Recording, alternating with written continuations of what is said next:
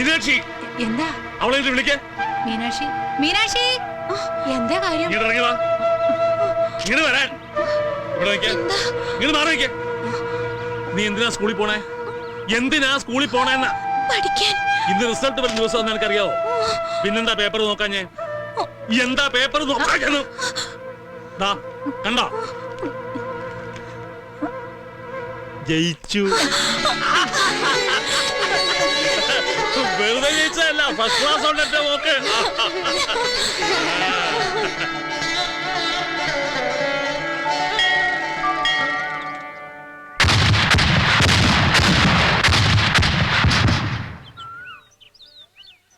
നീ എപ്പോഴാ വന്നേ രമേശ? കുറച്ചു നേരായി. ഇവള് ജയിച്ചു. അതെ, ഫസ്റ്റ് ക്ലാസ് ഉണ്ട്. ഞങ്ങളെന്നാ പോട്ടെ. വാ മക്കളെ. എന്താടോ സൈക്കിള് കച്ചവടാക്കണോ? ഇപ്പില്ല, പുതിയതൊരെണ്ണം വാങ്ങിട്ട്. അപ്പൊ ഇത് ഞാൻ വാങ്ങിച്ചോളാം. അതിനെന്താ, കാശ് തന്നാ മതി. ഇതിന് ഞാൻ കണ്ടൊരു വില തരാം. ആയിക്കോട്ടെ, അപ്പൊ കാണാം. 5 ഉണ്ട്, 2 ഉണ്ട്, വീണ്ടും ഒരു 5, പിന്നെ 2. അയ്യോ ഈശ്വരന്മാരെ, ഇത് എത്ര തൊട്ടോള്? ഇത് തൊട്ടൊന്നുമല്ല. പിന്നെന്താ ഇത് കുറച്ച് മത്തവിത്ത പറമ്പിൽ കുത്തിടാൻ. ഈ മത്തവിത്ത് കുറച്ച് എനിക്ക് തരുമോ? പോടി അവിടുന്ന്. എനിക്കൊന്നും വേണ്ടേ. പുതിയ സൈക്കിൾ വാങ്ങി വരുമ്പോഴേ എപ്പോഴെങ്കിലും ഒന്ന് ഓടിക്കാൻ തന്നാ മതി.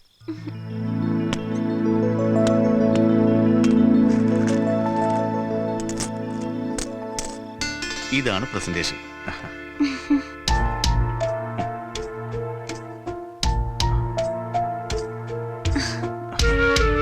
ഒരു ഡോക്ടറാണോന്നല്ലേ നാൻസിയുടെ ആഗ്രഹം? മീനാക്ഷി. ഓ ഐ എം സോറി മീനാക്ഷി. ഇനിയും നന്നായി പഠിക്കണം, ബെസ്റ്റ് മാർക്കോടെ തന്നെ. ആഗ്രഹങ്ങളൊക്കെ വലുതാ സാറേ. അന്നന്ന് കൂലിപ്പണിയെടുത്ത് കഴിഞ്ഞുകൂടുന്ന കുടുംബത്തിലെ കുട്ടിയത്. ഏയ് അതൊന്നും ഒരു പ്രശ്നമാക്കണ്ടെന്നേ. പിന്നെ മണി പ്രോബ്ലം. എന്താവശ്യം വന്നാലും എന്നെ ഒന്ന് അറിയിച്ചാൽ മതി. I will manage. എന്തായാലും മീനാക്ഷിയുടെ ആഗ്രഹം നടക്കണം. തനിക്ക് നല്ലൊരു ഫ്യൂച്ചറുണ്ട്. Excuse me. ഈ കഴിച്ചയും സ്വർണത്തിന്റെ അല്ല ഇരുമ്പിന്റെ. നീ ഇപ്പൊ ഇതൊക്കെ അന്വേഷിക്കാ പോയേട്ടാ, അങ്ങനെ ചോദിച്ചു പറയണ. അത് കഴുകി വൃത്തിയാക്കി അടിയിൽ സിമന്റ് വെതറിയിട്ടിരിക്കുക. ഒന്ന് വലിയട്ടെ, എന്നാലേ പരിക്കിനിടാൻ പറ്റുള്ളേ. സിമന്റ് വലിയിടതിന് മുമ്പ് നീ ഇവിടുന്ന് വലിയാതിരുന്നാ മതി. തീരുമാലി നേരം കളയാണ്ട് വേഗം പണിയെടുക്കണം. എങ്ങനെയുണ്ട്? ആഹാ, നല്ല ഉഗ്രം ചുടിദാർ, അടിപൊളിയായിട്ടുണ്ട്. ഇതെന്താ ഇതിന്റെ അകത്ത്? വാച്ച്. ഇത് ആർക്കാ? നിന്റെ അനിയത്തി ശ്രീദേവിക്ക? അല്ലല്ല. പിന്നെ അത് പിന്നെ ഓ, ആ പെണ്ണിനായിരിക്കും, നിന്റെ സ്വൽഗാടിക്ക്.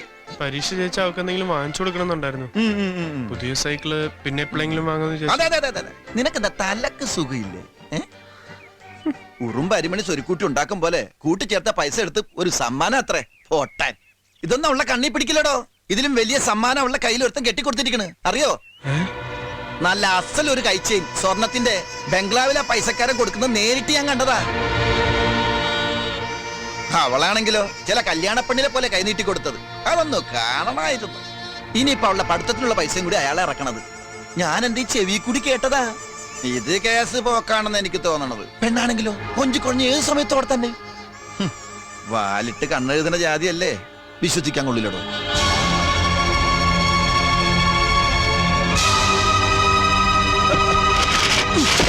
നീ എന്ത് പണിയായി കാണിച്ച്? കാശ് കൊടുത്ത് വാങ്ങിയ സാധനം തോട്ടിലേക്ക് വലിച്ചെറിയേ. നനഞ്ഞു പോയില്ലേ അത്?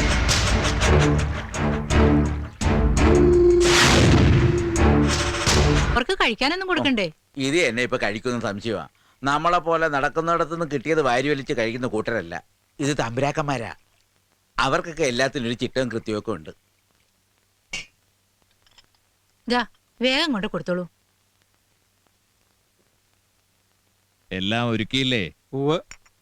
ഐസക്കിനുള്ള ഭക്ഷണത്തില് എണ്ണ, എരിവ്, പുളി ഇതൊക്കെ ആവുന്നത്ര കുറയ്ക്കണം. ശരി തമ്പുരാൻ. പിന്നെ ചൂടുവെള്ളം, മെഴുക്കളക്കാനുള്ള താളി, രാസ്നാദി ചൂർണം എല്ലാം ഇല്ലേ? അതെല്ലാം ഉണ്ട്.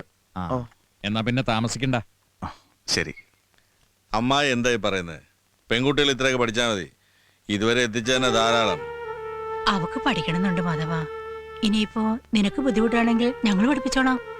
ഫസ്റ്റ് ക്ലാസ് വാങ്ങിയ കുട്ടിയല്ലേ, അതിന്റെ പഠിപ്പ് മുടക്കാന്ന് പറഞ്ഞാ ദൈവം പോലും പൊറുക്കില്ല കേട്ടോ. അതൊക്കെ ദൈവം പുറത്തോളും. എന്റെ കഷ്ടപ്പാട് ദൈവത്തിന് നല്ലോണം അറിയാം. ഇപ്പൊ ഈ പറഞ്ഞ സ്ഥലത്ത് അല്ലറ ചില്ലറ ജോലിയേ ഉള്ളൂ. അവര് സ്വന്തം കുട്ടിയെ പോലെ നോക്കുകയും ചെയ്യും. തെല്ലും മുനയും പൊട്ടാണ്ട് മാസാമാസം 3000 റുപ്യ ശമ്പളമായിട്ട് കൈ കിട്ടുന്നതാ. എന്തായാലും ഈ കയ്യിലൊരു ചെയിൻ സ്വർണത്തിന്റെ ഏയ് ഇന്നലെ ഇതിലൊരു വളച്ചട്ടി പോയപ്പോ 25 റുപ്യ കൊടുത്ത് വാങ്ങിയതാ. ആ പെട്ടെന്ന് കണ്ടപ്പോ സ്വർണ്ണമാണെന്ന് തോന്നി.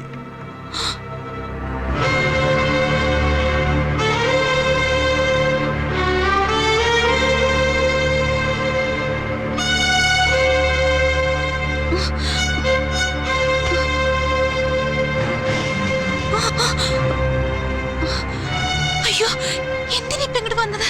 നിന്നെ കളിയാക്കാണല്ലേ? എനിക്കറിയാം. ഒരു കുരങ്ങനെ പോലെ എന്നെ കളിപ്പിച്ച് നീ നിന്റെ മറ്റവന്റെ കൂടെ നടക്കാന്ന്. അയ്യോ ദൈവത്തോർത്ത് പോയി ഇവിടുന്ന്. ഇല്ല, ഞാൻ പോവില്ല. നിക്കവിടെ, എനിക്കറിയണം. എന്താണ് നിനക്ക് അറിയേണ്ടത്?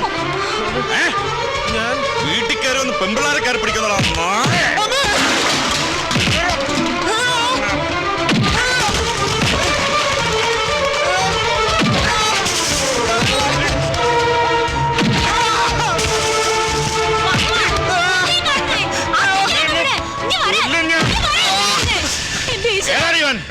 എനിക്കറിയില്ല അച്ഛാ. ഇവിടെ അടുത്തുള്ളൊരു ചെക്കനാ. സ്വഭാവത്തിൽ കുറവതിന്. മോനെ വേണ്ട മാധവ, ഞാൻ പറഞ്ഞില്ലേ തലയ്ക്ക് സുഖമില്ലാത്ത കുട്ടിയാ. അതിന് പ്രാന്താ. പ്രാന്താണെങ്കിൽ വല്ല ആശുപത്രിയിലും കൊണ്ടുവരണം. കള്ളപ്പന്നി.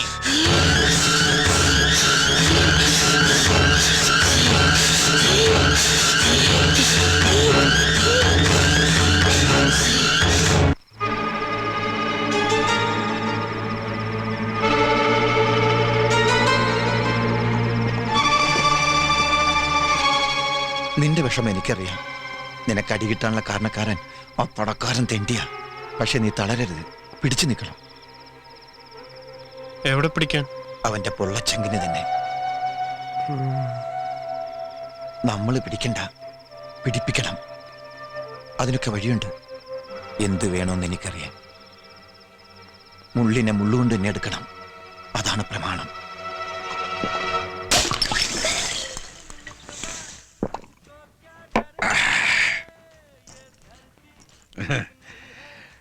ഒരു സ്മോൾ ശങ്കര. വേണ്ട, കഴിച്ച ശീലല്ല. നിനക്കിപ്പോ പണിയൊക്കെ ഇല്ലേടാ? പൂവ് അത്യാവശ്യം അല്ലറ ചില്ലറ.